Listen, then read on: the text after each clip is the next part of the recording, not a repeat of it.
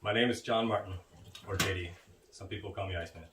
Nobody calls you No Iceman. one calls him Iceman. You cut that? My name is Lee. Some people call me Rusty or Blade. No one calls you Blade. Totally Who Blade. the fuck is Blade? I'm Blade. Okay.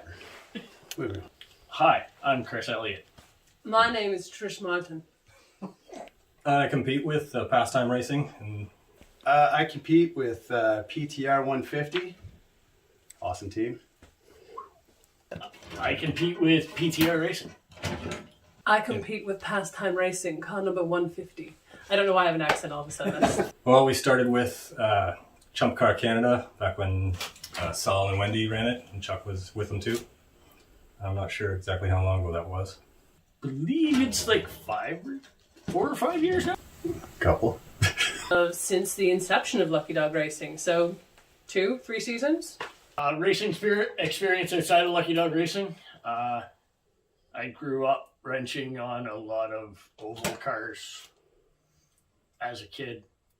And then these wingnuts decided that we would get this thing, and I became wrenching on it. Didn't really have any. Multiple 24-hour races with Gran Turismo simulator. We some awesome times. Other than that, really, that's it.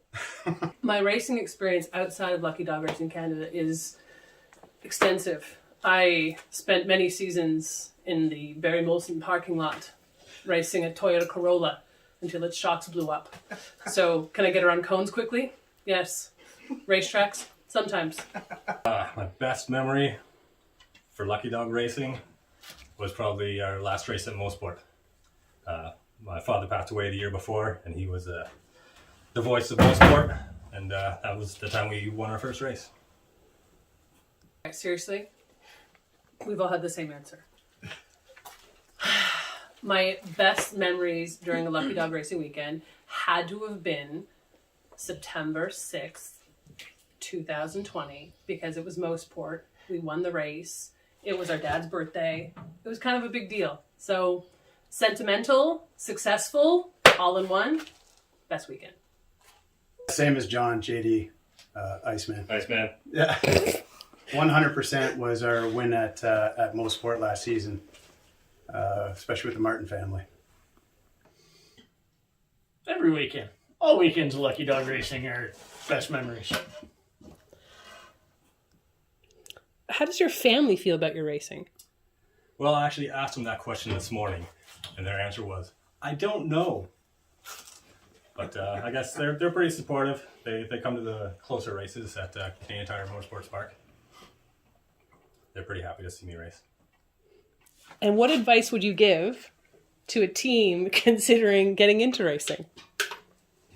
Oh, getting into racing. If you have, if you're interested at all in racing a race car, do it, 100%. If you don't think you can afford it, max out those credit cards. It's so much fun. It's unbelievable. They think it's pretty cool. They, especially my nieces. There's nothing makes me more prouder than telling my nieces that Uncle Lee's going to race again. We're a racing family, so my family's very supportive.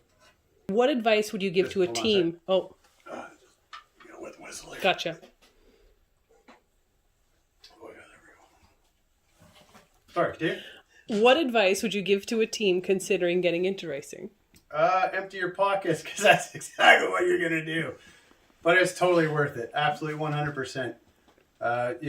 Growing up, we went to Mosport and watched multiple races there over the years. And it was always our dream to race on that track. And our first race actually was on that track. And I know for me and the rest of the team, we'll probably never forget it for the rest of our lives.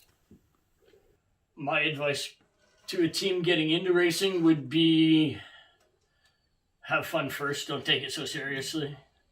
Advice I would give to a team considering getting into racing. Do you have extra money that you don't need?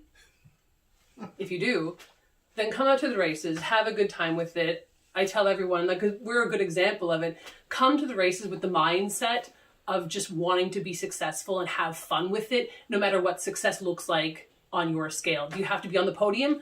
Maybe. For other people, do you just have to finish a race? That's great too. Can you just show up and have a good time and be helpful? That's also success. So if you're into that, come on. And finally, what makes this team successful? Mostly me, I'd say. The other guys kind of come along and they support me, and they do their jobs. But I'm pretty sure without me, we wouldn't go anywhere. But it's tons of fun. I mean, team's a team, right? Everybody's got to come together, but I'm the glue. I make this happen. I'm the guy. What makes my team successful? It's right here. I am the face of this team, so obviously without me, like, they'd still show up, but I mean, would they win? Who's to say? Probably not. Well, I would have to say me. It doesn't end a weekend without me there. Fair. This is our team. All of us play an integral role. It's mostly Elliot though. Usually it's what we break he fixes, but sometimes We're doing this now? Yeah, you got to Sometimes look it's into what it. I'm not done yet. he breaks he fixes. But usually it's us. So We try. you know, we do what we can. Usually when we're hot on the track. This is true. I guess we all just want to say thanks for letting us race our car. Yeah. There aren't many places in Canada, anyways, that let you get out on the track with the fine piece of machinery that we have here.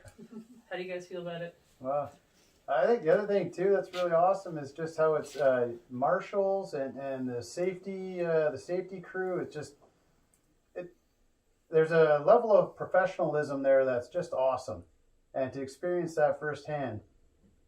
Regrettably, because our car broke down multiple times, Right. but you know you're in good hands. But no, that's a great point, because you're absolutely right. When we're out on the track, you take it for granted sometimes if you race with other series or if you've done any sort of like amateur like track day events. Sometimes it's not as well organized and it doesn't feel as safe. Whereas what Lucky Dog Racing Canada does is really well put together and definitely lets you focus on the driving because you're not really worried about the other stuff that you shouldn't be worried about. 100%. Very friendly. Usually, any little problems that you have, they're first there to help you, tell you how to do stuff, or if you got done something wrong to your car, if you have something wrong with your tap or whatever, they're pointing out other teams that may be able to help you, and all the other teams that are there are usually very friendly and very helpful. If they have extra parts that you need, they'll offer them up usually. Absolutely, that's a great point. Like, how many times have we been on either end of that? Yeah, exactly. Yeah. Yes, but We've stolen parts from many teams, and we've helped out a couple teams with some of our own. So any given weekend, if you need a hand with anything, or if they need a hand with anything, everyone's there to help each other in the long run. So it's just really like a big community. yeah. I guess community and a racing family, but like Lucky Dog and the race teams on it Yeah. has become for everybody. True enough. Absolutely. Because that's the thing, yeah. If you're not wrenching on our own car, as Elliot can Hey, attest to, are you guys going to help wrench on this car? Not Or right is it- now. but All right. even if you're not wrenching on your own car, that's the thing, is that at the end of the weekend, you're probably going to find your time wrenching on a car, because if it's not you that needs a hand, it's somebody else, and everyone's always happy to help. Absolutely. Yeah, We're all there for the same thing. Exactly. yeah, everyone's just there to have a good time. So any final words? Can you guys help? No, In a minute, we're almost Jesus. done. Jesus. That's Chuck? life in the fast lane. That's my talk for no. Yeah, Chuck at Lucky Dog Racing, he knows how to put a series together. He's doing a great job, and we really appreciate it. Yep. 100%. Thank you. Good job, buddy. See you in 2021. See you in 2020.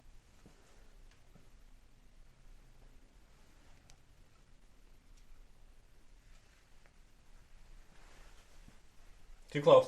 Hey, Too close. Whoa, whoa.